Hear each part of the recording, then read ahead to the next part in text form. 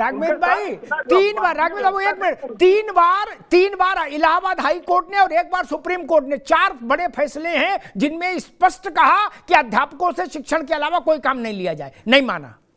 राघवेंद्र भाई नहीं, निश्चित रूप से मेरा भी कहना यही है कि पारदर्शी व्यवस्था होनी चाहिए, उनके ऊपर इतना लोड नहीं होना चाहिए। लेकिन दूसरा पक्ष ये भी है, अभी आप कह रहे थे कि अन्य विभागों में या इस प्रकार की व्यवस्था नहीं, हमारी सरकार जो है डिजिटल अटेंडेंस की व्यवस्था कर रही है, बट में बायोमेट्रिक अटेंडेंस की व्यवस्था कर रही है। बड़े बड़े आईएएस अधिकारियों को उठा लगाना पड़ता है। अब मुझे ये नहीं पता किस विभाग में है, किस विभाग में ये नहीं है, लेकिन बड़े पैमाने पर विभागों में ऐसी व्यवस्था जो हम लोग करने की कर रहे हैं। अनुशासन क्या कहीं पैदा करना चाहिए गलत होता है क्या? अगर हम ये चाहते हैं शिक्षा के क्षेत्र में अनुशासन हो तो ये क्या गलत है क्या?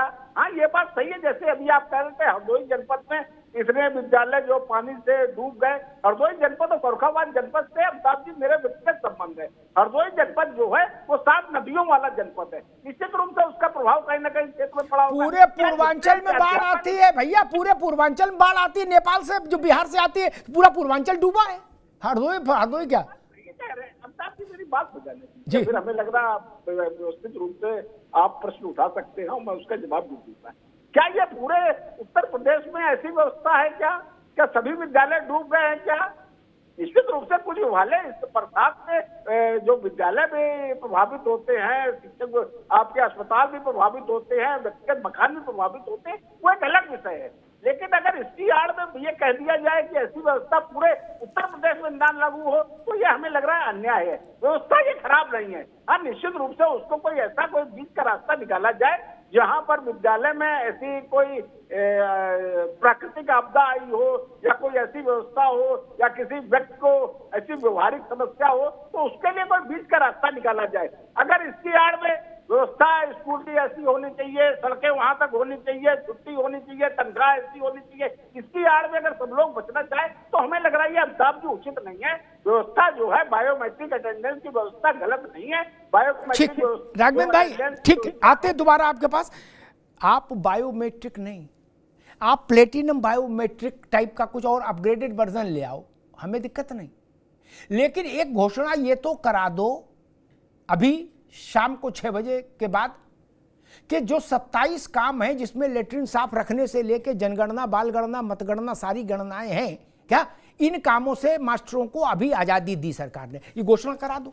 हम कल बहस करेंगे कि अच्छा मान जाओ ऑनलाइन की बात सुन लो, आप करा दो। अमिताभ अग्निहोत्री इस काम में खड़े होंगे सरकार के साथ कि चलो भाई बायोमेट्रिक ये काम हटवा दो।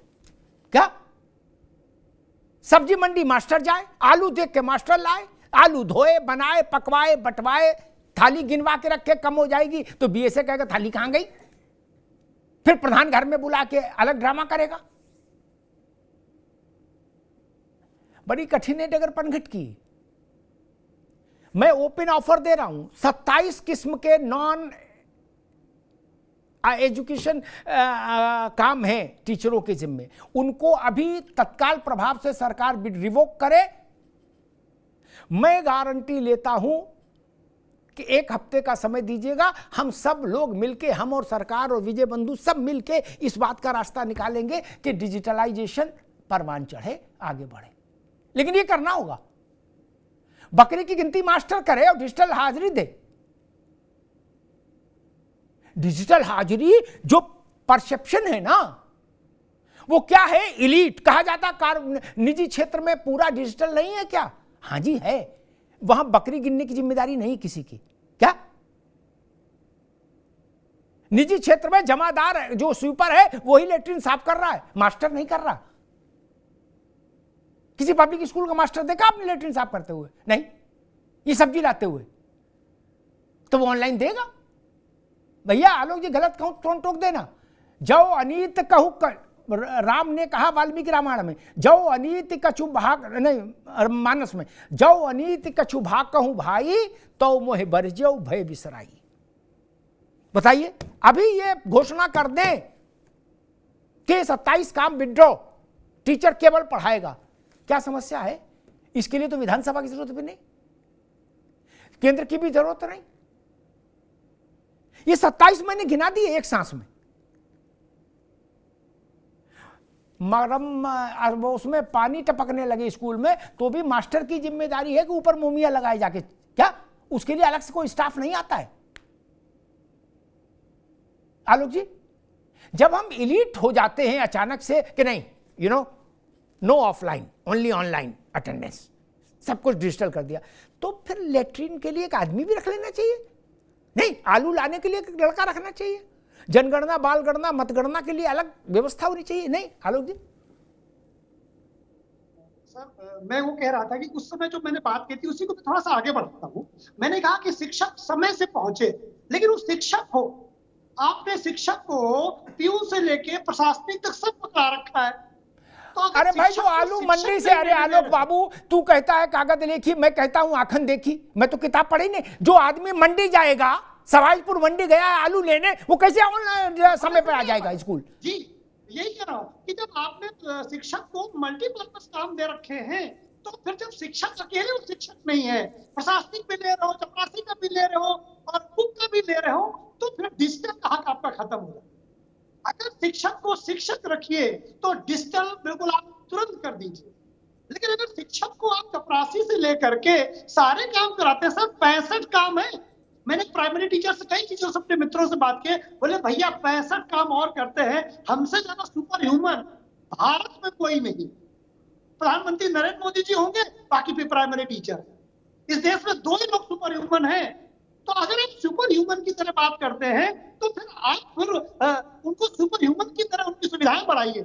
आप 70,000 में सुपर ह्यूमन नहीं पा सकते आप, इसलिए प्राइमरी टीचर को टीचर रहने दीजिए, फिर डिजिटल लीजिए। लेकिन अगर सर फिर रिपीट करता हूं, अगर आप उन्हें चपरासी बनाते हैं, जमादारी का काम कराते हैं, कुक भी बनाते हैं, तो डिजिटल लेना उनके साथ अव्यवहारिक है, अनैतिक है, शोषणकारी। ठीक, मैं एक बात नहीं समझ पाया, कहा जा रहा है कि डिजिटल में आपत्ति क्या? अनुशासन तो सब में होना चाहिए, अच्छी बात है। विजय बंधु, आप पास आ रहा हूं। मैंने 5 बार अब तक रियलिटी चेक कराया उत्तर प्रदेश में, 2012 से लेके अब तक। कपिल जी, आप भी सुन लो, उसमें सबकी सरकारें आ गई, बहन जी की भी, अखिलेश यादव की भी और योगी जी की भी, 3 सरकारें तो आई गई। ठीक, हर मुख्यमंत्री ने कलेक्टर और कप्तान को आदेश दिया कि भाई 9 बजे से 11 बजे तक दफ्तर में बैठोगे। क्या 5 बार कराया, 10% से ज्यादा आईएएस आईपीएस कभी मिले ही नहीं कि अपने दफ्तर में, जनता बाहर भकवाई घूम रही। उन पर तो लागू नहीं हो पा रहा डिजिटल और समय का अनुशासन।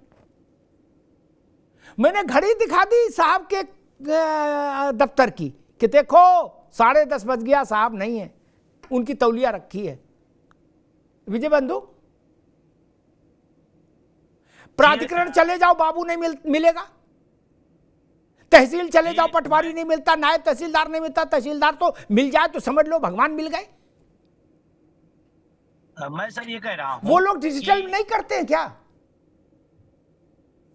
सर मैं कह रहा हूं कि अगर आप डिजिटल पर ही इतना जोर दिए हैं, जैसे सारी शिक्षा व्यवस्था डिजिटल से सुधर जाएगी। इसका मतलब अभी तक अध्यापकों ने कोई पढ़ाया नहीं, किसी को आईएएस पीसीएस डॉक्टर किसी को बनाया नहीं। यहाँ तमाम लोग वक्ता लोग बैठे, वो भी किसी शिक्षक ने उनको पढ़ाया होगा, उन्हीं शिक्षकों से पढ़ के, उसी प्राइमरी से पढ़ के। मैं तो कहता हूँ यहाँ जितने लोग बैठे होंगे लगभग सारे लोग उसी व्यवस्था से निकल के आए हुए होंगे और उसी व्यवस्था से यहाँ पर आज बात तय कर रहे हैं।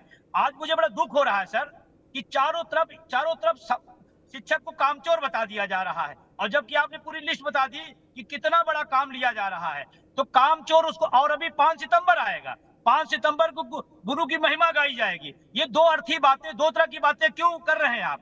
इसका मतलब इसके पहले जो लोग पढ़ाया लिखाया गया वो बेकार थे, उन लोगों ने पढ़ लिख के आए नहीं।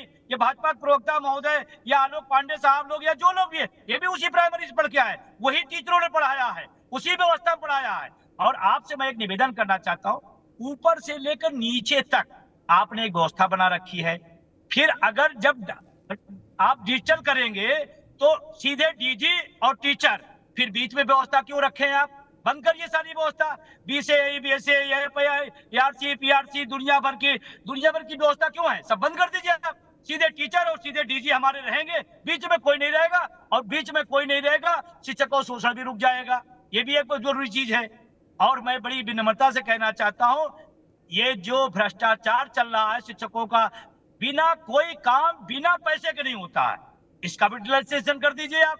इस पर आपने जोर नहीं दिया। मैं सर आपसे बड़ी जानकारी के लिए बता रहा हूं सर, अभी तक पिछले साल की तमाम स्कूलों में किताबें नहीं पहुंची। किताब पहुंचाने पर जोर क्यों नहीं हो रहा है?